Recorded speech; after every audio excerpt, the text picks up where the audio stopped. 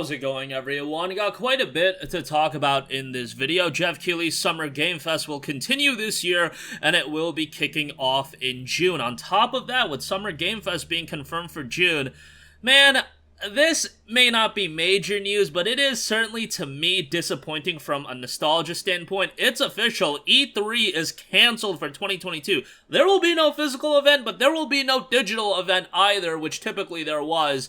We'll talk about that, and, I'll reminisce for a little bit. There's another event in State of Unreal that'll be kicking off on April 5th, and there are rumblings of a PlayStation VR 2 event coming soon. This is in regards to those rumors that have been circulating. We'll talk that at the end of this video. But first up, Geoff Keighley tweeted out, excited to share that Summer Game Fest will return this June with a slate of events. We'll be producing another kickoff live show with announcements, news, and first look. Much more to share in the coming weeks, along with some very cool new elements for 2022. It really seems like, and we'll get to E3, but this has kind of absorbed what E3 was going for so long. And outside of Summer Game Fest, there are so many publishers that do their own thing. EA does their own thing. Of course, Sony does their own thing. Nintendo's been killing it with the Nintendo Directs, but Summer Game Fest has been an opportunity for a lot of indie games to show off what they're doing. We saw big reveals. Remember Elden Ring last year? I remember last year when that event was going on and Elden Ring was the big finale, and it was just a wave of indie game after indie game,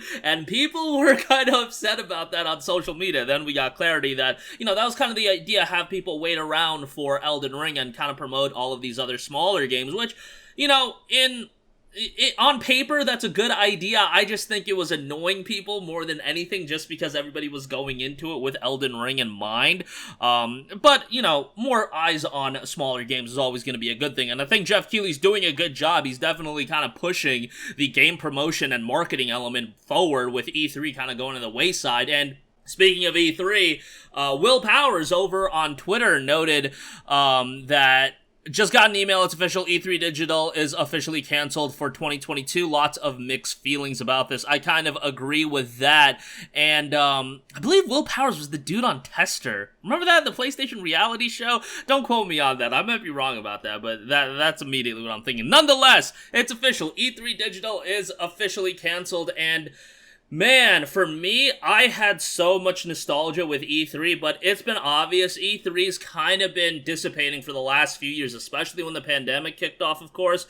But even prior to that, Nintendo kind of branching off, doing their own thing, and all these other publishers doing their own thing. But man, I loved E3 back in the day. There were so many iconic E3 moments. I mean, there were complete fumbles, there were complete masterful E3 conferences. Some of the ones that really stick out to me are like the not-so-great ones. Wii Music, that I think it was E3 of 2008, Nintendo completely essed the bed. Sony has had some bad moments as well. Like, I did not need the 1-hour presentation on PlayStation Move. Did not need that.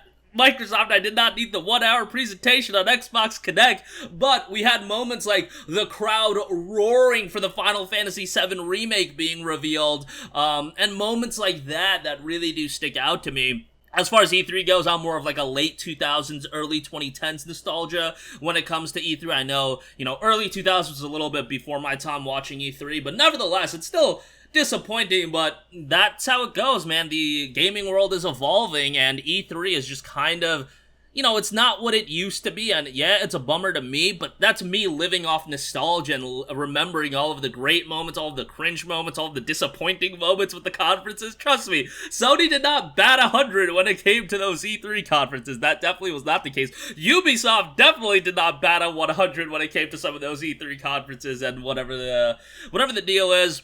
I still remember, Elder Scrolls 6 being announced at E3 and how many years ago that was, and we're probably not going to see that for a while.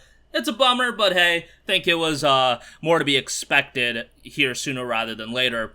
Next up, State of Unreal on April 5th at 11 a.m. Eastern Time. Ready for what's next? Join us on April 5th for our State of Unreal live stream, where we'll explore what's in store for the future of games and announce some exciting news. Want a reminder when the live stream's due to start? Add an event to your calendar below. There's going to be quite a lot. There's going to be a State of Unreal keynote, The Matrix Awakens creating a world, The Matrix Awakens generating a world, and creating your first game in Unreal Engine. Of course, Unreal Engine, one of the most prominent engines in all of gaming. You could probably say the most prominent. It's one of the ways where Epic Games is making money hand over fist. Unreal Engine has been very profitable for them, and there's a little game called Fortnite that's been incredibly profitable for them, but yeah, hopefully we see some cool stuff here as well, and we do know the next Witcher game gonna be running on Unreal Engine 5. Lastly, I do want to note, PlayStation VR 2, an event could be coming soon.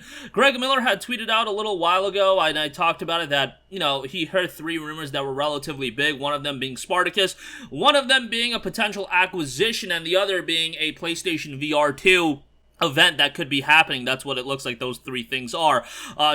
Speaking on his John Bobman show, Grub Snacks, Jeff Grubb mentioned that he had heard Sony is planning a PlayStation VR 2 focused event in the coming weeks while discussing the 3 PlayStation rumors that have been circulating, and one of them obviously being the Plus revamp. Now, I don't know when this is going to be happening, but GDC just happened, and a lot of people had hands-on with VR 2, and they're saying it looks like it's going to be a high-quality VR headset. I think everybody's expecting that, and you know, VR has been one thing that Sony's remained relatively committed to. Like, they're dropping notable titles. I mean, a Horizon game on VR, that's pretty notable, and obviously third parties have been supporting VR quite a bit.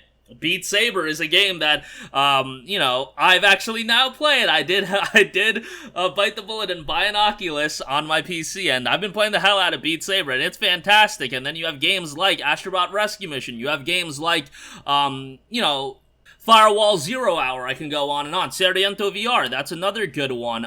There's a lot of quality titles on VR. It's still in its infancy at this stage, but with VR 2, just the opportunity to access it easier and it not having a bundle of wires, that's enough for me. Now, obviously, the big concerning point with a headset like this, given the specs that we've seen, given everything that's coming with this headset, what is the price point gonna be, man? Like, $500 is pricey for a VR headset. If we're going $600-700, like, obviously there's always going to be people, enthusiasts, that are going to buy stuff like this, but you're really blocking it out for a lot of people at that point, and maybe a lot of people don't even care. Maybe this is more of an enthusiast product where only some people are going to check it out, but people are having hard times getting a PlayStation 5 right now. If you want them to get a PS5 and then drop another X amount of dollars on a VR 2 headset, that's probably not going to happen, but, you know, Sony probably has their expectations in line. They're not expecting a 1-to-1 attachment rate with VR2 on the PlayStation 5 console. That's just not feasible, but at the end of the day, the thing that's going to be driving VR2 is going to be the library of games. We know Horizon Call of the Mountain is going to be something. There's going to need to be other titles, whether it be from third parties, whether it be them investing in first parties to do, you know, PlayStation VR titles, but it just seems like Sony's got their hand in a lot of different things right now, and allocating those resources is going to be important, because you still want to do your big budget single player games that, you know, has been the core business for Sony and selling these games. Your Horizons, your God of Wars, your Spider-Man 2s, but then you also are now pushing forward these live service games, and you want to do more of these live service games, and Bungie's going to be a big part of that, but then you also want to do these VR2 titles, so a lot to, you know, you gotta be a little bit strategic in how you're allocating these resources, and I think a lot of our audience would probably just want single-player games and that's it, but I can understand why Sony wants to diversify their portfolio. It makes sense. But we'll just ultimately see how things turn out. You know, I always look back at, like, things like Vita, PlayStation Eye. They're committed for a little bit, and then it completely goes to the wayside. With VR, it does look like they're going to be in this for the long haul. But that's going to do it for me. Again, Summer Game Fest confirmed, E3 canceled, State of Unreal on April 5th, and a VR2 event could be headed our way. That's going to do it for me. Sound off with all of your thoughts in the comments section down below. Thank you for watching, and goodbye. Hey guys, we hope you enjoyed the video, and if you did, make sure to hit the subscribe button, and if you're already subscribed, do us a favor and hit the bell icon. This way you'll be notified whenever we post a new video. That's the best way to keep up with all of our uploads, and we usually try to upload 2 videos a day. And with the bell icon hit, you'll be notified whenever we do upload a video. As always, thanks for watching.